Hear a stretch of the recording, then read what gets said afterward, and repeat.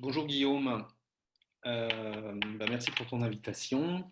Donc, ce que je faisais avant 2019, c'était avant 2020, enfin avant le Covid, l'assistance à maîtrise d'ouvrage. J'ai fait ça pendant des années en interne, donc en tant que salarié d'entreprise.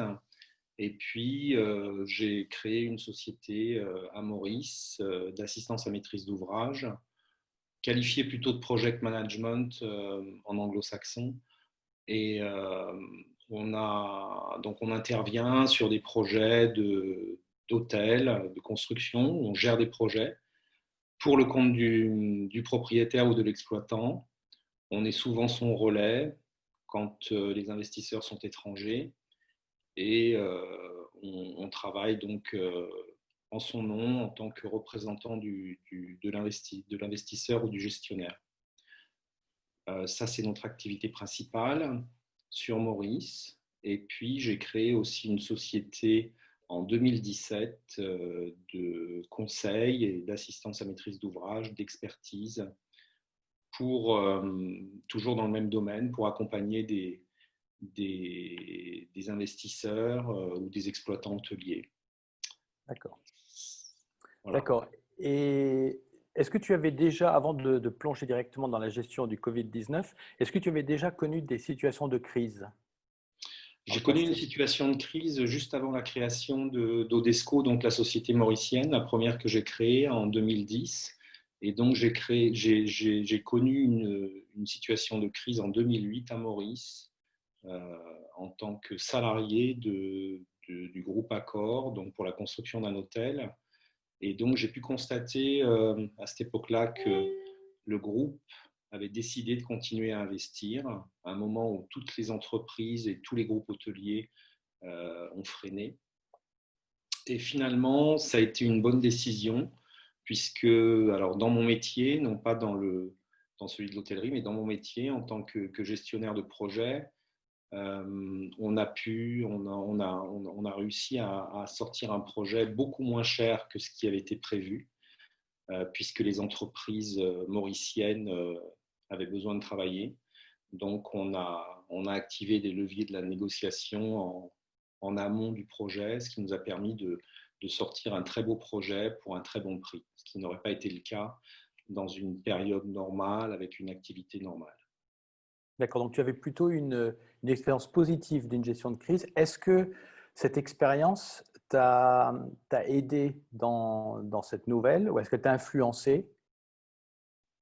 Oui, obligatoirement, puisque on prend souvent en référence notre propre expérience. Et oui, j'ai toujours, enfin, je pense, même à l'avenir, dans d'autres cas, pouvoir appréhender plus positivement pardon, une crise avec un autre regard, peut-être pas celui, peut-être pas un regard trop négatif et qui permet en tant que dirigeant, de passer des messages peut-être plus positifs aux équipes. D'accord. Donc maintenant, parlons directement du Covid-19. Quel a été l'événement ou à quel moment tu as vraiment compris que c'était une crise différente de ce que tu avais déjà vécu, ce qu'on avait vu en tout cas? Alors, j'ai compris, j'ai intégré l'importance du Covid-19 lors d'un voyage, un voyage de business, où on a été accueillis à l'aéroport, donc à l'étranger bien sûr. On a été accueillis avec un dispositif sanitaire qui prenait la température de tous les passagers à la descente de l'avion. Et ça, c'était fin février. Et puis la séparation aussi des passagers en fonction de leur nationalité.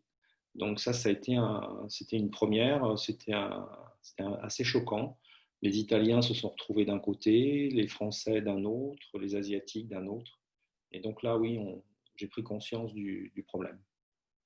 Est-ce qu'à ce moment-là, tu as déjà pris des décisions ou tu as attendu? En fait, donc je pense que tu es rentré en France et à quel moment vraiment ça a affecté ton entreprise? Non, à ce moment-là, j'ai pas pris de décision parce que j'imaginais pas qu'il allait se passer ce qui se passe. J'ai eu l'occasion d'en parler avec mon associé, où on a partagé de l'information entre ce qui se passait en France, ce qui se passait à Maurice, pour essayer d'anticiper. Mais c'était très difficile avant le confinement, avant la date de confinement, de décider une nouvelle stratégie. À quel moment, en fait, vraiment, la crise a eu un impact sur ton entreprise? Une vraie prise de conscience au moment du confinement. Euh, on en avait entendu parler puisque ça se passait déjà en Asie. On ne savait pas trop ce que c'était. C'est quand même une première en Europe et à Maurice, puisque moi, il s'agissait essentiellement de Maurice.